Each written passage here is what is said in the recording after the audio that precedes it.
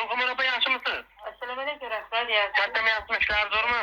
Rahmat, kimda? Zulqumar opa, men ismim Vohid, shahar mahalla uyushmasida ishlayman.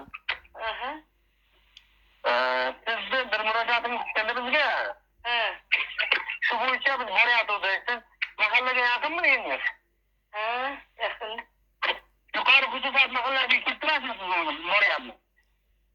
O yerga borsam bu safar urush janjal qilmani hammasini talatishdi, shunga borgim ham kelmayapti. Yo'q, hech kim uni qilmaydi. Borayman. Ha, keling, hech kim janjal qilmaydi. Janjal qilmaganga chora bor, opa. Mayli, hozir boraman. Maylimi, bir 10 minutda o'shada bo'lamiz. Xo'p. Nima kelyapti? Qarang, ura borsam idora yo'q, qizlarim meni kutib olib, boshqa bobda ayol chaqirib qolibdilar.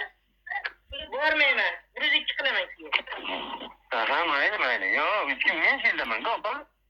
Bironta kelib gaplashib olishim kerakman. Mahallada kimlar bor o'zi? Mana hozir Islomga chaqirdim, maktabdan kelyapti. Javob berdi. Nikola. Javob berdi. Qilamiz. Gavhar shedami? Javob berdi mana. Nigora ham shedami? Nigora opa u mahallada ekan, bu xotin-qiz u yoqda ekan bu. Qara, uni qizlarni men boshima yig'may, agar 1-2 qilaman, lekin men chunki ham haqorat qildi ular. Bo'lib kelyapman.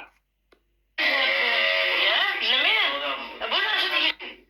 Ana kimga beryapti? Nimaga beryapti? Ya, nima? Bu narsa deyapti, odam keldi. Bu tekshir. O'sha qani yozishni kerak yozishni.